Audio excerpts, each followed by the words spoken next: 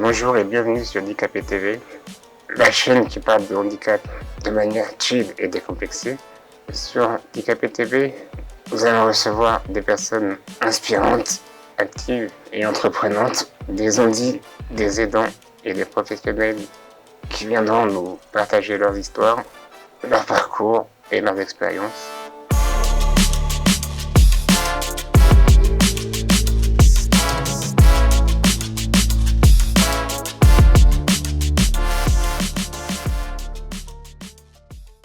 Aujourd'hui, nous allons recevoir Fabien, que je tiens à remercier d'avoir accepté l'invitation. Tu es éducateur spécialisé. C'est ça. Tu as grandi à Morsan-sur-Orge. C'est ça, une petite partie de ma vie à Morsan. Tu es le fils d'un professeur de PS. Exactement, retraité, mais ouais, prof de PS. Et d'une mère responsable d'un service retraité dans la mairie de Morsan, là où j'ai grandi, là où j'ai passé une petite partie de ma vie, mais retraité également. Et tu es en couple et père de 2 enfants. C'est ça, paxé, et voilà, papa de 2 petits loulous, un petit Théo, une petite Loane. Quel regard portes-tu sur le handicap ? Quel regard je porte sur le handicap ? Un regard, je ne sais pas comment dire, très plein d'empathie, très affectueux presque, j'aurais envie de te dire. J'ai découvert le handicap en 2010, en arrivant dans cet établissement, un peu par hasard. Je revenais en Ile-de-France et j'avais postulé ici, et c'est en fait le premier établissement qui m'a répondu de façon positive. Et au final, j'y suis resté 10 ans, donc ça a été quand même 10 ans d'expérience, d'anecdotes assez extraordinaires. Je venais du milieu, de l'animation, mais je travaillais du coup dans le milieu ordinaire, on va dire, en centre de loisirs, centre de vacances, tout ça. Et du coup, en revenant ici, j'ai eu, on va dire, la chance de pouvoir être embauché ici et vraiment de découvrir ce qu'est, entre guillemets, le champ du handicap, plutôt les handicaps moteurs, avec les quelques troubles qui peuvent y être associés. Donc voilà, quel regard je porte sur le handicap, je ne saurais pas exactement comment te répondre, mais en tout cas, un regard plein d'affection, en fait. Ou alors un regard normal, en fait. Je crois que maintenant, j'ai même plus de... Quand je discute avec une personne en situation de handicap, je discute avec une personne, tout simplement. En fait. Oui, tu vois, je crois que le handicap, ça fait bien longtemps que je ne le vois plus, malgré tous vos appareillages de ouf pour certains. Mais non, franchement, c'est même pas on apprend à faire fi du handicap, je crois qu'on prend l'habitude, en fait, et on voit plus ça. Quoi. On voit plus que la personne. On voit plus, on voit une personne effectivement en fauteuil, mais le fauteuil fait partie à part entière de vous. Donc en fait...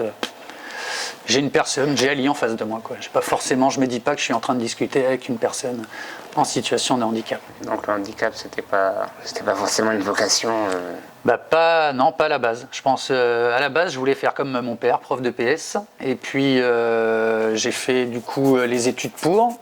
Je suis pas allé au bout, j'étais peut-être pas assez mature à ce moment-là. Et du coup, après, naturellement, beaucoup d'animation. Et moins naturellement, j'ai atterri ici et ça m'a tout de suite emballé en fait. Que ce soit la force de caractère que j'ai pu voir en vous, toutes ces petites choses-là un peu insignifiantes. Et en fait, moi, ça m'a permis à l'époque de relativiser énormément. On a tendance, nous, les valides, à se plaindre facilement de plein de choses, et au final, quand on fréquente effectivement des personnes en situation de handicap, on apprend à relativiser assez vite. C'est un peu un accident de parcours, c'est... On pourrait dire ça comme ça, un accident de parcours, mais un accident qui s'est transformé du coup en super opportunité. Moi, après, plus tard, ça m'a permis de passer ma formation d'éducateur spécialisé, donc de valoriser un peu tout ce que j'avais pu mettre en place ici pendant certaines années. Et puis de gagner, je te cache pas, un petit peu plus aussi au niveau salaire. Mais en tout cas, que des expériences riches ici. À l'époque, c'était la masse ADEP, maintenant c'est la masse vive, je ne sais plus exactement la masse d'Evry, mais que des souvenirs exceptionnels ici. Dans l'IME où tu travailles, qu'est-ce que tu mets en place pour essayer d'apporter aux jeunes et aux enfants que tu encadres ? Alors c'est pas un IME, c'est un IEM, un Institut d'éducation motrice. Qu'est-ce que je mets en place là-bas ? Écoute, on est quand même beaucoup autour de la vie quotidienne. Pas mal d'ateliers éducatifs via la mise en place de projets. Après, je te cache pas qu'on est en manque d'effectifs dans mon institution. Donc du coup, tout ce qui est projet, c'est un peu compliqué en ce moment à mettre en place. Donc on se focalise beaucoup sur la vie quotidienne. Que ce soit l'aide au repas, les nursing, l'accompagnement en cours, toutes ces choses-là. Et pour le coup, les projets, on les met un petit peu de côté. On essaye d'avancer autant que faire se peut, mais là, tu vois, par exemple, moi, sur un service où on devrait être 5 professionnels, pour l'instant, on n'est que 4. Il nous manque encore un éducateur spécialisé. Donc peut-être qu'on se dit, effectivement, une seule personne au moins sur un service, c'est pas énorme, mais nous, on accueille 17 jeunes. Donc effectivement, ça peut être assez speed par moment. Donc vivement qu'on soit au complet dans l'équipe. Après, il y a une très très bonne ambiance, on a un super groupe de jeunes, mais je te cache pas, les fins de journée, on est un peu rincé quand même. Donc vivement les embauches et que nos politiques mettent un peu plus de moyens, je pense. Pas forcément d'argent, mais en tout cas des moyens humains. Il faut revaloriser, je pense, vraiment le métier de travailleur social, que ce soit EduxP, moniteur éducateur ou AMP. C'est des métiers qui ne sont pas du tout valorisés, je pense. Peut-être essayer de donner envie aux gens de découvrir un peu ce métier en multipliant un petit peu les actions, on parle une fois dans l'année par exemple du Téléthon, peut-être essayer de multiplier un peu ces actions-là pour sensibiliser un petit peu plus au handicap. Il y a la loi de 2005 qui fait que tout devrait être accessible, on est en 2025, il n'y a rien. Très peu de choses accessibles. Vous avez la chance, je pense ici, d'habiter Évry, une ville qui est plutôt, au niveau de l'accessibilité, qui est plutôt pas mal, mais c'est pas le cas de toutes les villes, loin d'être le cas de toutes les villes en France. Je pense notamment à tous les établissements qui peuvent se retrouver dans les petites campagnes.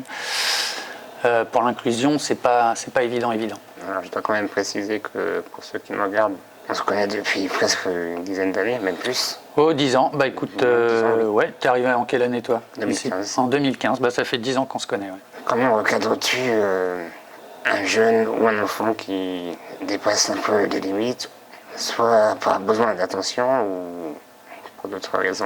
Effectivement, en fait, ça peut dépendre de la raison. Si c'est un besoin d'attention, et encore en fonction de l'action du jeune, un jeune qui peut se mettre à s'automutiler juste parce qu'il faut de l'attention, le recadrage ne sera pas le même qu'un jeune qui va peut-être bousculer un jeune, voire un professionnel, que ce soit au sens propre comme au sens figuré, pour effectivement avoir de l'attention.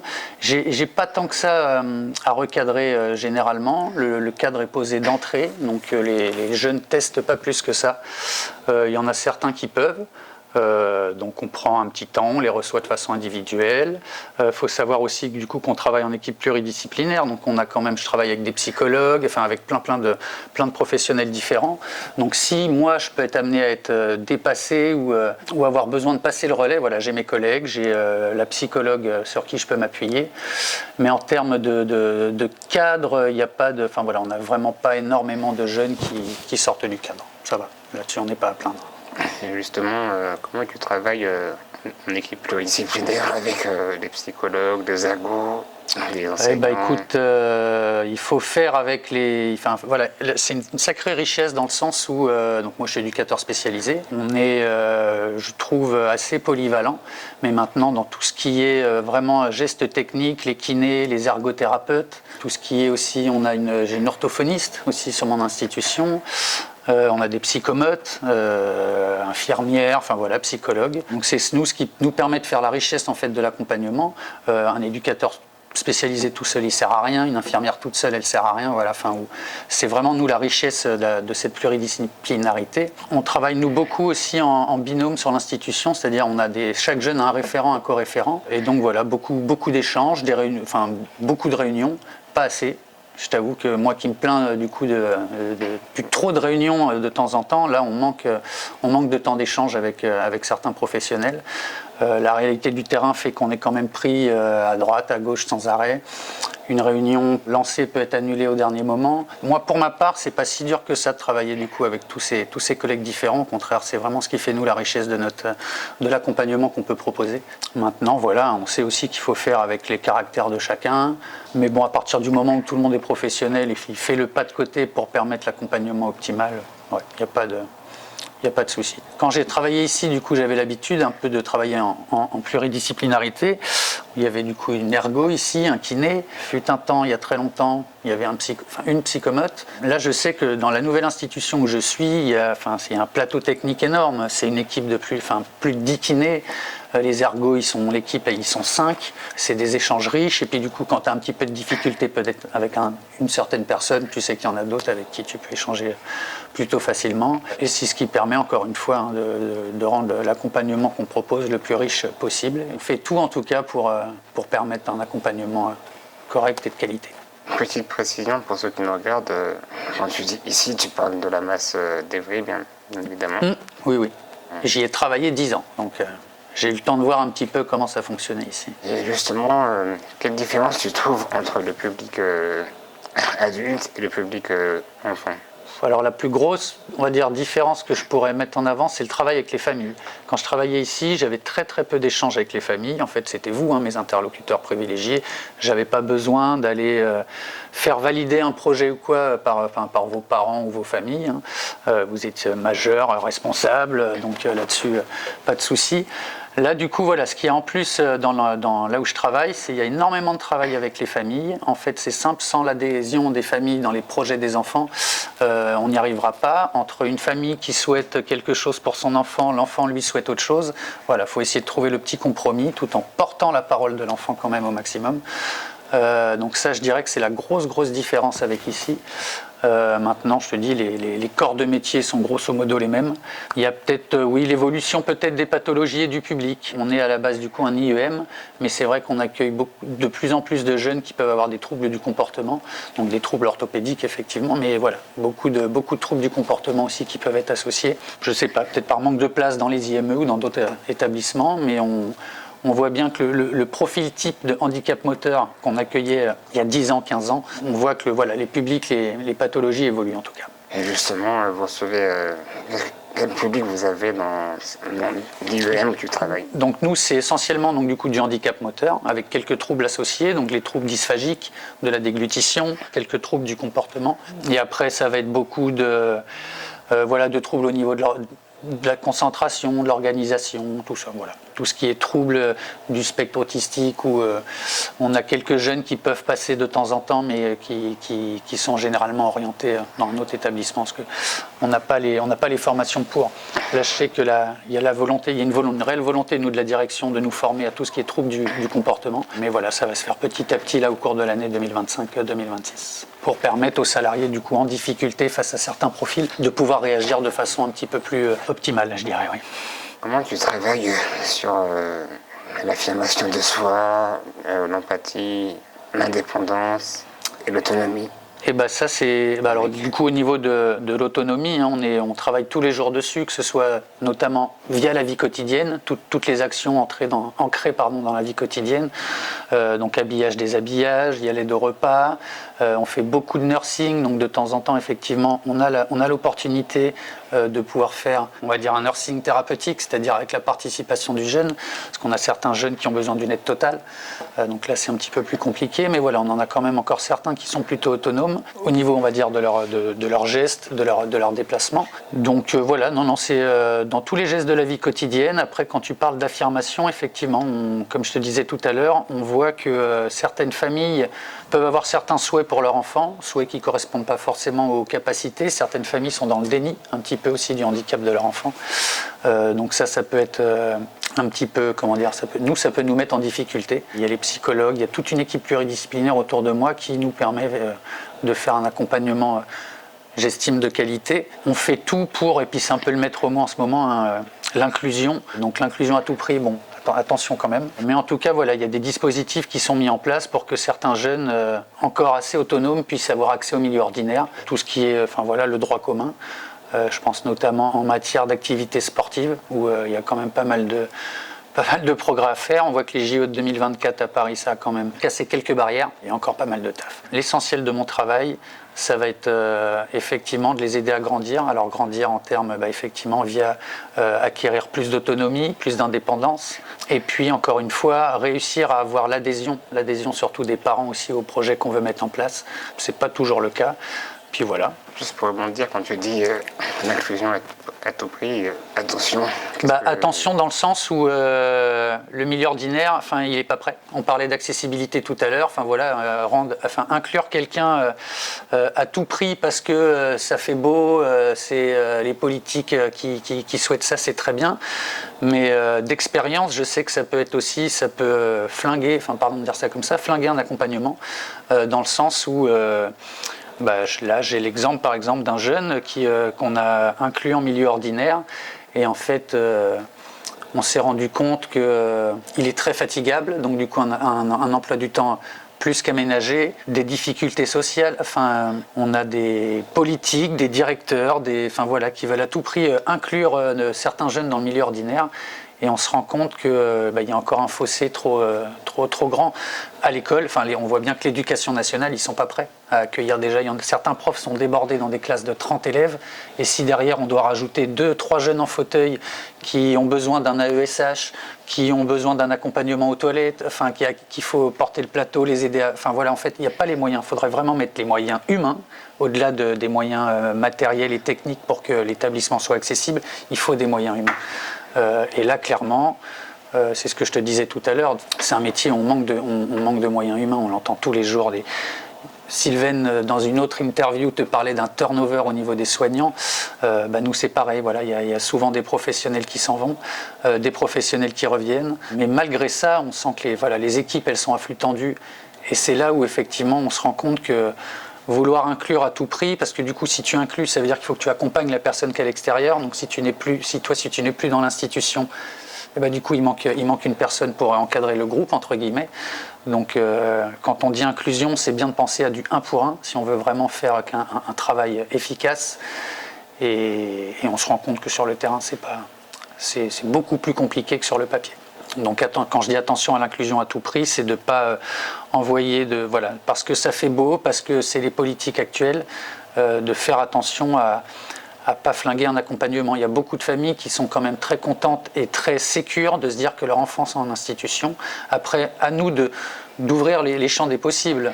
C'est-à-dire que ce jeune qui peut-être ne pourra pas fréquenter le milieu ordinaire au niveau de l'école, peut-être qu'il peut fréquenter le milieu ordinaire au niveau du sport.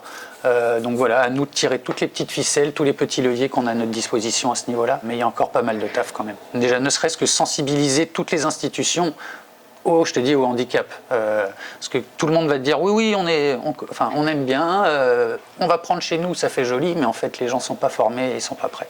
Il y a encore du boulot, mais on ne baisse pas les bras, on espère que ça va avancer quand même à ce niveau-là. Qu'est-ce qui t'a donné envie de changer de public après avoir passé 10 ans dans une masse ? Justement, comme tu le disais, ça faisait déjà 10 ans que j'étais ici. Donc j'avais un petit besoin aussi d'aller voir un petit peu ailleurs. Et puis la direction de l'époque, c'était un petit peu compliqué. Donc c'était vraiment temps, je venais d'être diplômé. Il y a eu une super opportunité en plus, j'étais en train de faire construire, je devenais propriétaire et l'institution où je travaille, elle est à 700 mètres de là où j'ai fait construire, donc je te cache pas que quand j'ai vu l'offre, j'ai sauté dessus. Et puis pareil, là j'ai été pris tout de suite, donc depuis c'est plutôt cool, tous les matins je me lève, j'emmène mes enfants à l'école qui est sur le chemin et après je suis au travail 5 minutes après et tout ça à pied. Plutôt un sacré confort quand même. Donc un meilleur confort de vie et puis... Oui, et puis tout après à tous les niveaux. J'ai du coup, je te dis, je suis devenu propriétaire, donc un peu un projet d'une vie aussi, c'est chouette.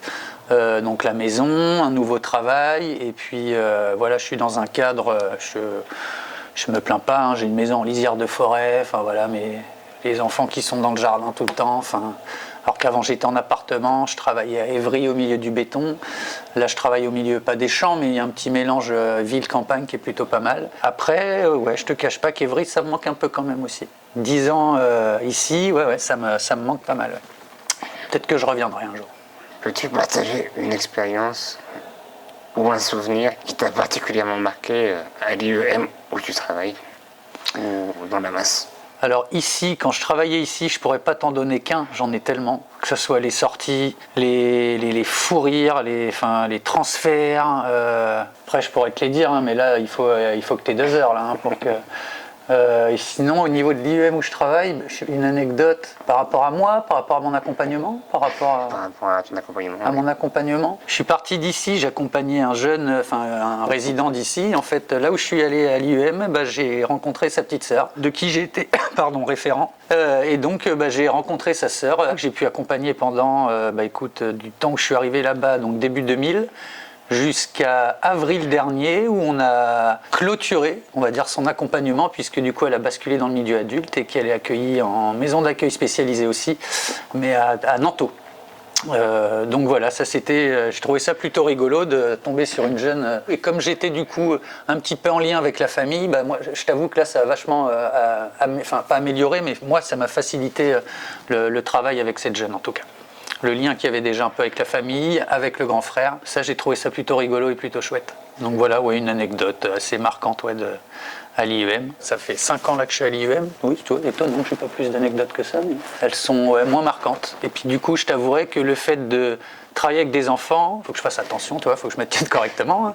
Mais autant dans ma posture que dans ce que je peux renvoyer, je t'avoue que quand je travaillais ici, j'y faisais beaucoup moins attention, je travaillais avec des adultes. Je ne vais pas dire que c'est moins rigolo de travailler avec des enfants, mais en tout cas, il faut être beaucoup plus vigilant à ce qu'on dit, à ce qu'on fait, parce que tout de suite, soit ça peut être mal interprété, puis comme moi j'aime beaucoup le second degré, faut être vigilant quand même quand on travaille avec des jeunes, plus qu'avec des adultes, je trouve. Mais ça nécessite une posture professionnelle et faire attention un peu plus à ce qu'on dit. Exactement, et c'est surtout que c'est constant, parce que les jeunes, ils sont constamment en fait en train de nous observer, même quand on n'est pas en accompagnement avec eux. Et on le voit bien, hein, certains comportements de certains professionnels, tu vois direct le miroir avec des jeunes, tu vois, c'est en mimétisme. Oui, les enfants sont des éponges, comme on dit. Ah exactement, et tant sur à tous les niveaux en fait, à tous les niveaux, hein, que ça soit encore une fois handicap ou pas handicap, hein, c'est parce que tu es en situation de handicap que t'as pas des capacités. Et clairement, je sais que je suis beaucoup plus vigilant sur ma posture au quotidien maintenant que quand je pouvais l'être avec vous. À l'époque, avec vous, je me permettais quand même pas mal de choses, pas mal de déconnades, on va dire. Attention quand même à ce qu'on renvoie. Et qu'est-ce que tu dirais à une personne qui voudrait se lancer dans le domaine de l'accompagnement et qui aurait des réticences ou des inquiétudes? Je lui dirais de ne pas en avoir, en fait, que ça soit accompagné dans n'importe quel domaine. Généralement, quand tu accompagnes quelqu'un, c'est pas pour faire à la place d'eux. Tu te mets à côté de la personne et puis c'est un petit bout de chemin ensemble. En fait, c'est tellement riche, c'est tellement cool. Que quelqu'un qui serait réticent, en fait, même pas. Tu vois, quelqu'un qui serait réticent à se lancer dans ce domaine, je lui dirais, écoute, n'y va pas. Si tu es réticent dès le début, ça risque d'être compliqué. Donc soit tu fais un gros travail sur toi, mais peut-être qu'effectivement c'est pas du tout ta vocation. Soit tu, écoute, comme tout, hein, tu es en apprentissage, donc tu apprends petit à petit, que ce soit sur le terrain via un apprentissage justement ou via un centre de formation. Mais en tout cas, si quelqu'un rentre dans ce milieu-là en marche arrière, c'est un petit peu compliqué. Mais tu peux avoir peur, hein, tu peux avoir des angoisses, tout ça, mais il faut y aller quand même avec envie, avec entrain et puis avec une grosse volonté en tout cas d'accompagner, que ce soit des enfants, des adultes, les seniors, handicap ou pas handicap. À partir du moment où tu parles d'accompagnement, ça peut être même ton chien. Hein. La personne qui serait réticente à se lancer dans l'accompagnement de façon générale, faut qu'elle aille essayer de faire autre chose. Quand on accompagne quelqu'un, on ne travaille pas avec des cartons, on ne travaille pas avec des... Donc voilà. L'empathie, plus, si tu n'as pas ça, c'est que tu t'es gouré de voix. Comment tu accompagnes un jeune ou une personne que tu as pu accompagner dans la masse où tu travaillais avant, en mettant dans ses projets et ses choix, en mettant de côté tout jugement personnel que tu pourrais avoir? Après, ça dépend le projet. Généralement, c'est son choix à elle ou à lui, donc peu importe, sauf si c'est un projet trop déconnant qui sort de la légalité. Mais non, sinon, j'ai pas de jugement particulier, au contraire, hein, je fais tout pour essayer de mener ce projet à terme. Et encore une fois, il ne faut pas qu'on oublie que, vu qu'on travaille avec des enfants, on travaille aussi avec les familles. Et puis voilà, mais j'ai pas de difficulté particulière à ce niveau-là. Et puis pas de jugement, j'ai pas de jugement à émettre de toute façon, hein. Encore une fois, il y a peut-être certains projets qui vont pouvoir me sembler plus déconnants que d'autres peut-être, ou plus irréalisables, mais de là à juger le projet en soi, Non. Ou alors peut-être que j'ai jamais eu encore à faire face à un projet où je ferais peut-être un gros bond en arrière. Mais là, en tout cas, non, actuellement, que ce soit là où je travaillais avant avec vous, là où je travaille actuellement, franchement, aucun jugement. Et puis, je suis pas là pour ça, en fait. Sauf si, effectivement, le projet sort complètement je te dis, peut-être au niveau légal. Donc là, on resitue, on recadre peut-être un peu.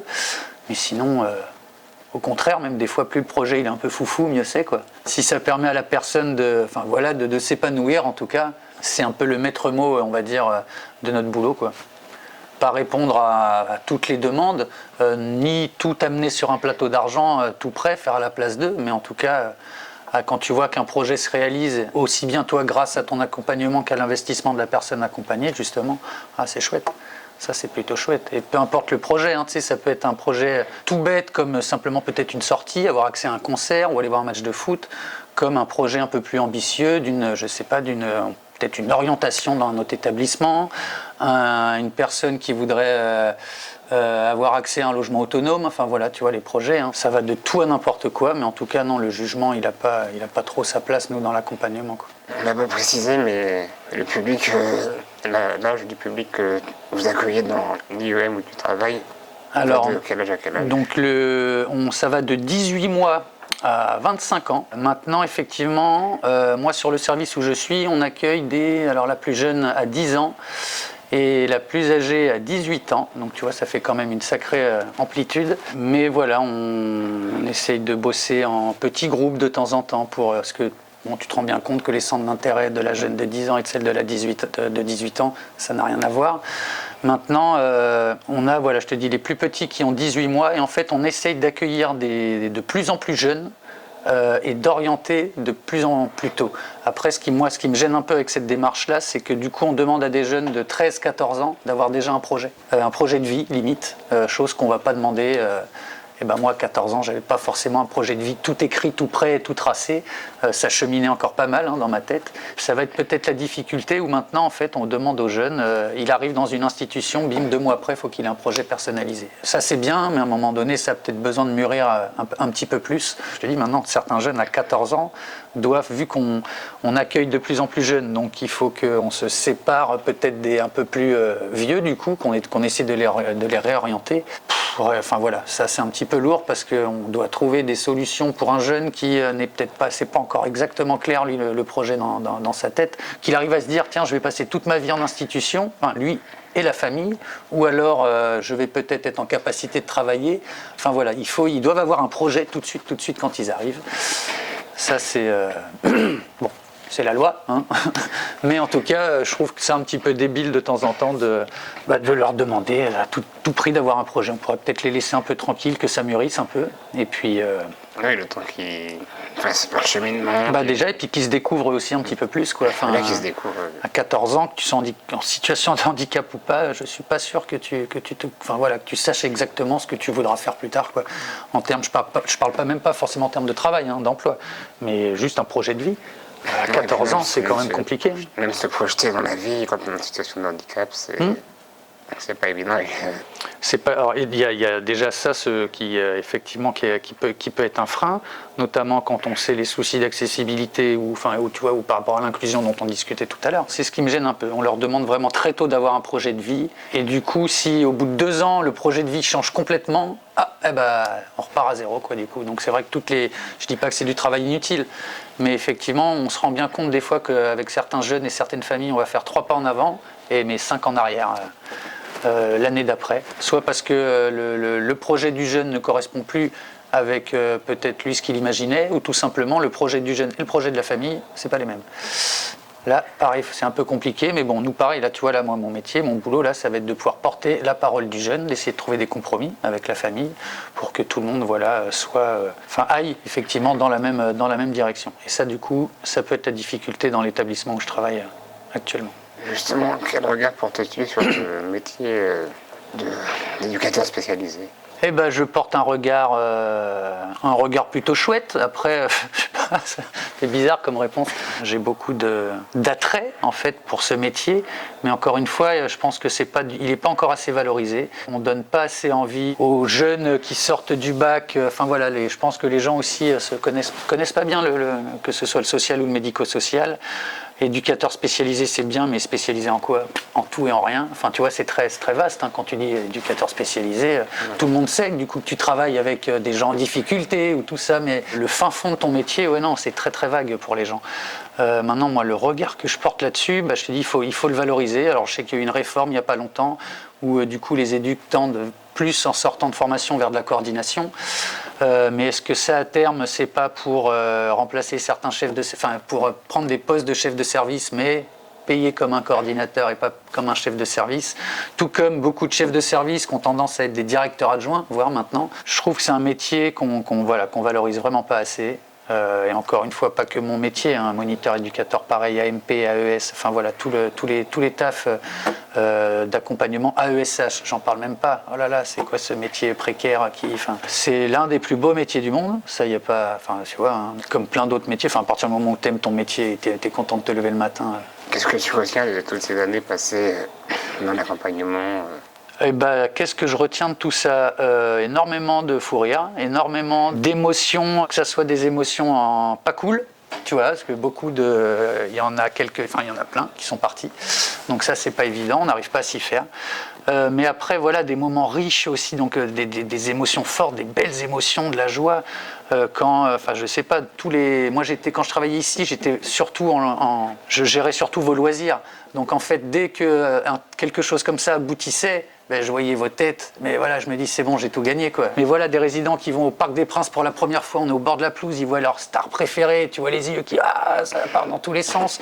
Ou un autre pote à toi au concert de Britney Spears. Bon, alors moi je me suis un peu fait suer, mais lui quand je voyais comment il était au taquet et aux anges, enfin voilà, en fait c'est vraiment ça, c'est voir vous sur votre visage, dans vos yeux, le bonheur et la joie de vivre, malgré votre situation pour certains. Là, je me dis que c'est là qu'on a tout gagné. Tu vois des petits regards s'illuminer, des sourires, on se sent très valorisé quand tu vois justement que ton accompagnement il aboutit, qu'il aboutit dans le bon sens du terme. Mais voilà, qu'est-ce que je retiendrai de ça? Mais en tout cas, c'est des émotions décuplées.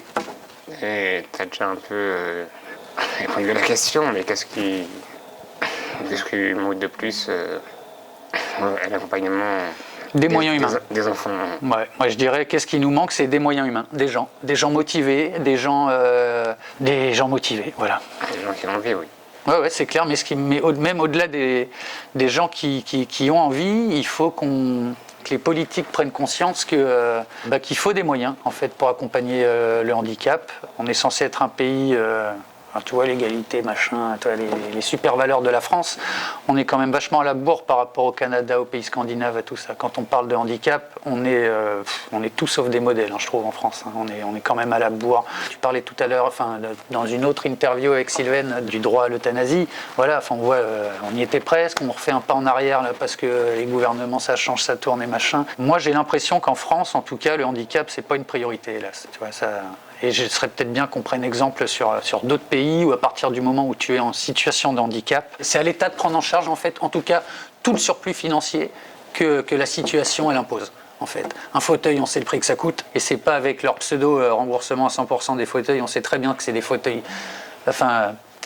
Des fauteuils standards. Ouais, les fauteuils standards. Alors c'est bien, c'est déjà une première chose. Mais quand on voit toutes les options que vous avez besoin sur vos fauteuils, mais ça devrait être pris en charge entier. Et j'ai l'impression qu'en fait, c'est devenu un business. Dès qu'on parle de handicap, moi j'ai l'impression qu'on parle maintenant aussi de business, que ça soit le prix de vos fauteuils, le prix du matériel à adapter, une chaise percée, le prix du matériel pour que vous puissiez faire de la boccia par exemple, le prix d'une rampe. Mais comment ça peut atteindre des prix pareils? En fait, tous ces trucs-là, il faudrait que que ça soit, je ne vais pas dire gratuit, parce que rien n'est gratuit, mais en tout cas, il faudrait que ça soit bien plus accessible en termes financiers. Il faudra que peut-être dans plusieurs interviews, mais que les gens se rendent compte du prix d'un fauteuil électrique. Un fauteuil électrique bien équipé, c'est 15 000 €. Il y a une prise en charge de ça, mais il y a un reste à charge de vous, enfin voilà, même nous, on ne pourrait pas se payer ça, quoi. Et quand on sait qu'effectivement, un fauteuil doit être changé régulièrement tous les 3-4 ans, et voilà, tant qu'il n'y a pas d'aide financière, c'est comme si moi j'étais obligé de changer ma voiture tous les 4 ans. C'est pas possible, j'aurais pas les moyens de changer ma voiture tous les 4 ans. Je pense que nous, on a encore dans ce pays pas mal de taf et qu'on devrait prendre exemple sur des pays qui sont pas si loin, hein, mais en tout cas, je pense qu'à partir du moment où tu es en situation de handicap, c'est pour ça qu'on dit plus handicapé, hein, c'était pas beau, hein, fallait dire en situation de handicap parce que c'est la société qui fait que vous êtes dans cette situation. Quand on voit toute la domotique qu'il peut y avoir dans votre studio et tout ce que ça nécessite en produits informatiques, numériques, tout ça, tout de suite on arrive sur des budgets assez pharaoniques. Intouchable, le film c'était bien, hein, le monsieur il avait des gros moyens, mais voilà, à partir du moment où généralement tu es en institution, je dis pas que c'est que tu n'as pas de moyens, hein, mais voilà, c'est très compliqué, faut payer le forfait journalier, enfin voilà, il vous reste, une fois la hache tombée et le forfait journalier payé aussi, il ne vous reste pas grand-chose vous pour vivre. Hein. Alors je remercie Fabien qui a accepté l'invitation et je le remercie également pour sa confiance. Merci à toi, franchement c'était chouette, merci pour l'invite. Cet échange fut très intéressant et riche en émotions. Pour ces prochaines interviews d'IKP TV, recherche divers profils. Alors n'hésitez pas à regarder régulièrement les réseaux sociaux de la chaîne. En attendant, profitez de vos vies et de vos proches. Et à bientôt pour une prochaine interview. Et abonnez-vous! Et abonnez-vous, likez, partagez. Voilà, à bientôt!